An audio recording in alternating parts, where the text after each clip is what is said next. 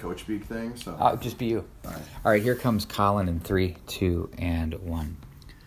Well, it's time now for our first ever Providence Academy podcast, and we're joined by head coach Colin Rooney, a young man I've known since maybe you were in first grade, I think, back at Our Lady of Grace. Yeah, I was.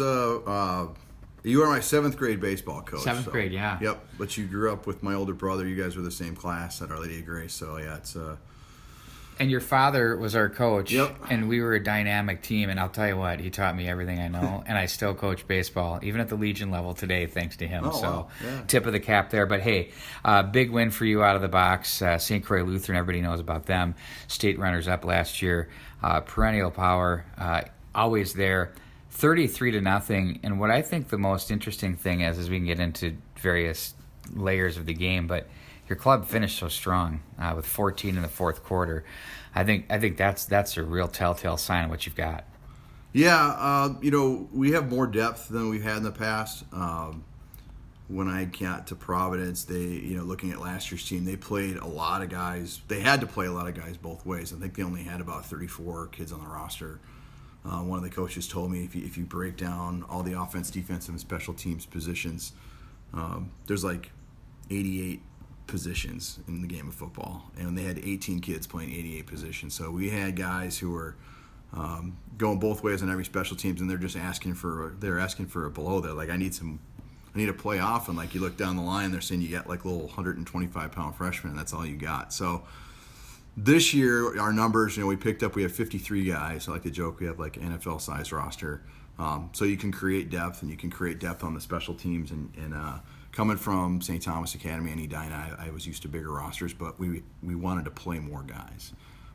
You could play 12 guys and play both ways, but you start wearing guys down. And so I think what happened a lot in that St. Croix game is they had a lot of two-way players, and their guys, by the second half, they were wearing down.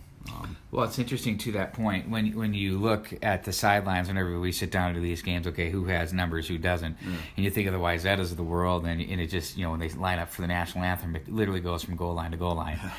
That's fine, but I think the key thing is that if coaches are actually using the guys, and you were. Tell me about that depth and how happy you were with what you saw from them.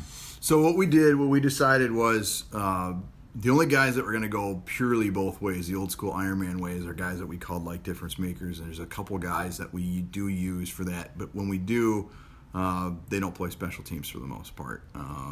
Julian Caven, our receiver, is our best corner, and he's our best receiver. Jacob Gable is a captain. He's this undersized linebacker guard. He was an all-conference guard last year as a junior at 180 pounds.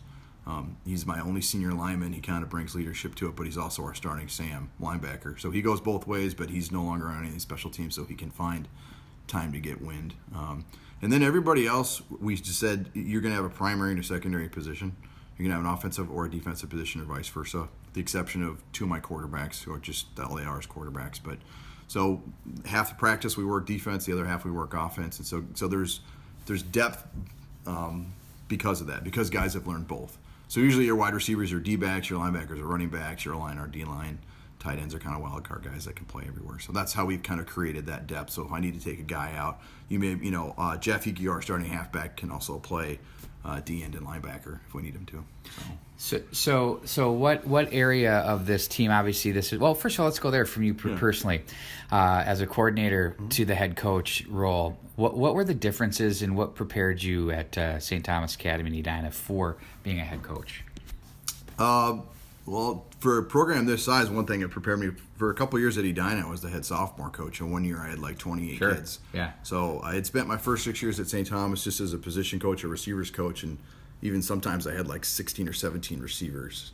Which is almost what you... Yeah, I mean, so then I go to Edina, and it's like what I got left, and you just got to learn how to make do, and you get really creative with, I can play guys here, move guys there, and one year I had like 2.5 linemen, and the other guys were just fill-ins, and so I figured out how to do like a strong side and a weak side line, and like we'd break the huddle and we'd run behind the same guys. I mean, you kind of learned how to improvise and just make do with what you have. One thing I learned at St. Thomas, and it was really big there, is that a lot of kids, every kid has value in some way, shape, or form, and so if you can find a kid. So one thing I brought to Providence is like, look, we have some of these fringe players who aren't starters, but they're pretty good players.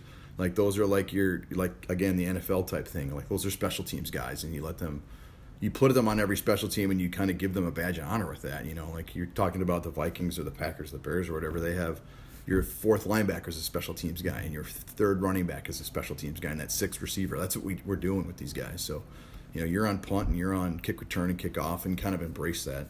They take ownership too. Yeah, and then you don't have to have your main guys out there for every snap. It's kind of like pitch count baseball too. It's like for every snap a kid's on the field, they're accumulating throughout the season. So if there's a way I can save 10, 15 snaps a game because I don't play a kid on punt, that saves him for the end either, because every time there's a hit, that body's starting to wear down a little bit. And we're trying to make a run in late October, November. So I want to keep guys fresh. So we talked before we started recording about the section of death with Benilde St. Margaret's and the defending champs, Academy of Holy Angels, yourselves. I think Orono's in there too. Mound West Tonka, and SMB Wolfpack. Come on. It's just like, so the Wolfpack used to be 5, if I remember correctly. Yeah, another 4. They've tucked back to But 4. they got 3 D1 athletes. They got the best probably athlete in the state playing quarterback, who's like, they're talking about him as a lottery pick. That's just athleticism, It's So for the fans, how fun is that?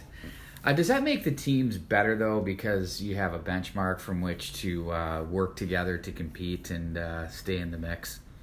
Yeah, I think if you play the best, you kind of sharpen the sword a little bit. If you look at that section the last 2 years, the winner of the section won the state. Mm-hmm. And it reminds me of, the last 10, 12 years before they kind of went to this district thing with Edina. And you had Edina, Eden Prairie, Minnetonka, Wayzata all in the same section. And I know from Reed Bolton, the old coach Edina, saying he had like 9 years in a row where he got knocked out in sections by the eventual state champion. And he'd have a good team. He'd go 6-2, and then he'd draw Eden Prairie in the second round. And then the next year you get Wayzata, and that's the year Wayzata wins the state title. So it's kind of like, feel like if you can get out of this section, you got a pretty good puncher's chance of winning the whole thing. The unfortunate thing is we're all going to knock each other out, but that's how it goes. And I didn't get to decide the section, but I joked with our staff when we found out. It's like making the World Cup and for the first time, and they tell you you're in with Brazil, Germany, Italy, and Spain. It's like, have fun. And thanks. Yeah, thanks for that pool assignment. But you play who you play. You do what you do. So let's talk about your running game. Jeff Ekior. Yep. 164 yards and 15 carries. I thought about the running game. How sturdy that was. There was a little bit of help from Dominic Lacombe as well, and you spread a few other carries around throughout the lineup. But it just seemed as though you guys were on the ball for the entire game because of that running game, and the pass game was good enough. But I think I saw a quote where you felt it could get better. But if it starts with that ground game, you got to be happy, don't you? Yeah, any football coach would tell you, unless they're just extreme pass-happy guys. And I like to see myself as more of a pass-happy guy, but if you can run the ball, if you can control the line of scrimmage in that tackle box and you can gain 4, there's no reason. Anything else will work after that anyways. I felt, and I had told the Hub reporter that I just, based on the way that they play and they were built, they're kind of a load-the-box, dare-you-to-run team. And I thought, okay, we're going to have to win a lot of outside stuff. Going into the game, I thought we were going to have to throw the ball to establish a run, kind of the opposite of what the normal. That surprised you? Yeah, and then from the get-go, it just we could run the ball. So, it never ended, really.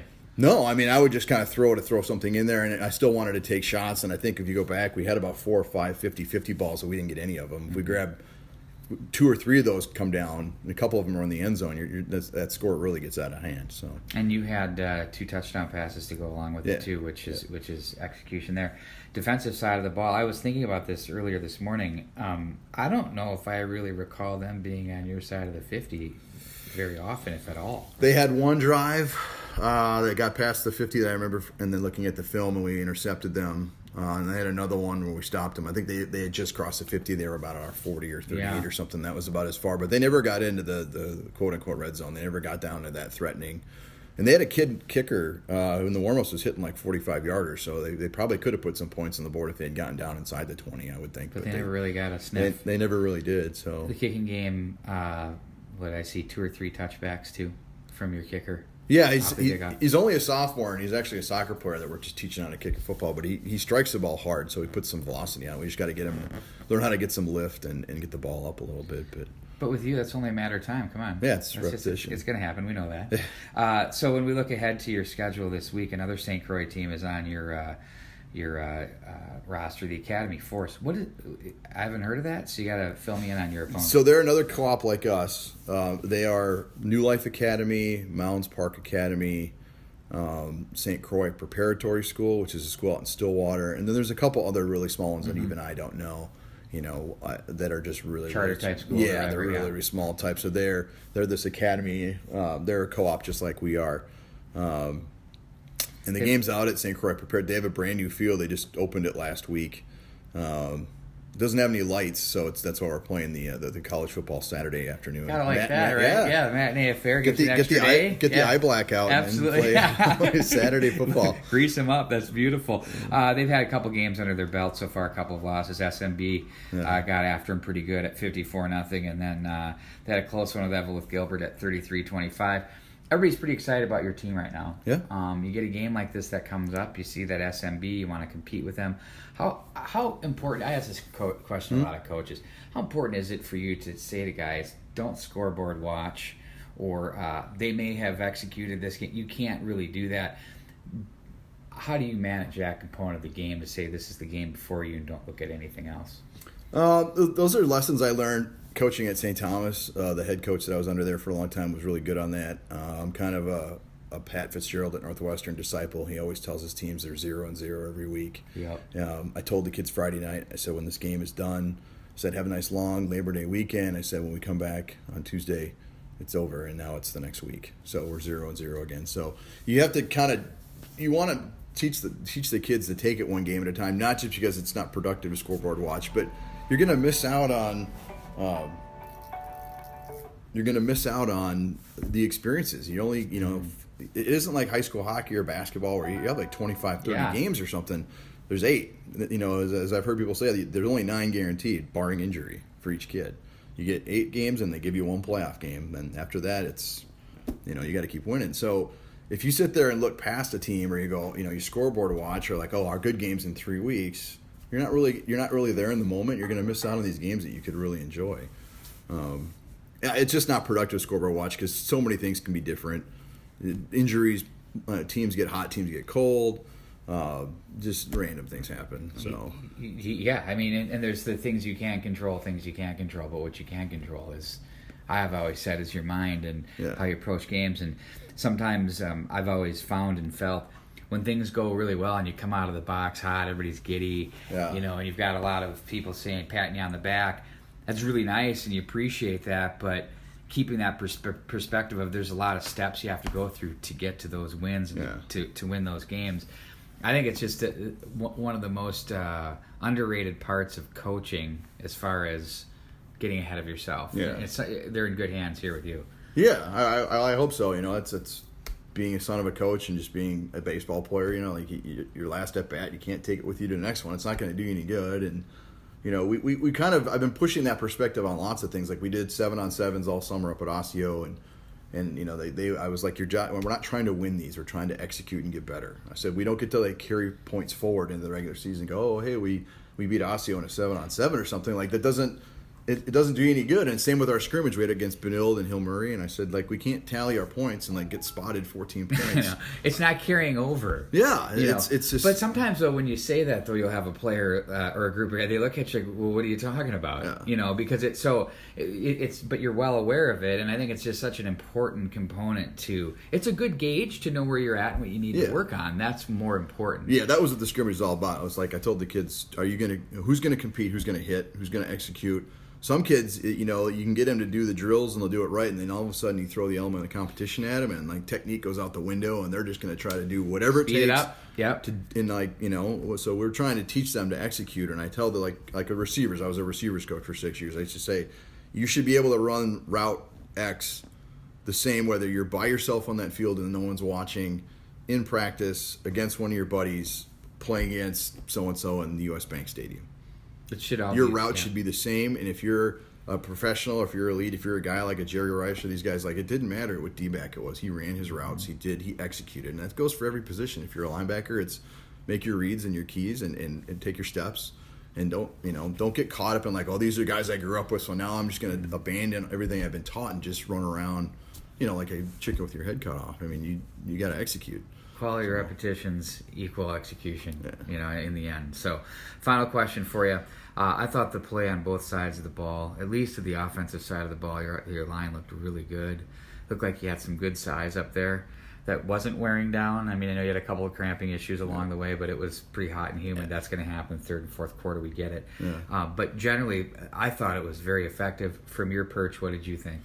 Well, it's nice. I can see room for improvement, but head coaches are never satisfied. Sure. So I guess I'll say I was happy, but I'm not satisfied.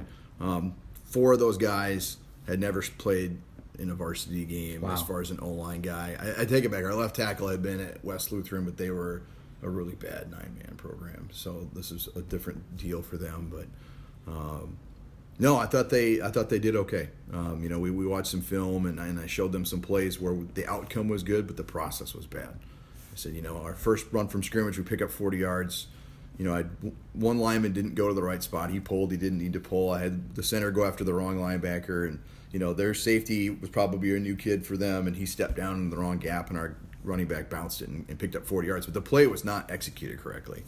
So the lesson to them was don't look at the play and go, hey, everything's hunky-dory, we got 40 yards. I'm like, because you play a better team who's disciplined, that safety's not going to take the wrong angle, or that Mike's going to make a tackle because we didn't block him, or what were you doing on the backside? Mm-hmm. Like, don't just go, hey, everything's good and we can just kind of roll the football out and play. I'm constantly reminded we're building for October. We're building for November when good teams are going to be waiting for us, and you need to execute. Because once the talent level gets to be the same, it's all about who out executes each other, I think. So That's great. We're going to keep monitoring and we'll keep talking about it. So, cool. Colin, thanks for joining us. Yeah, no, that was awesome. Colin Rooney, Providence Academy. We'll be back next week.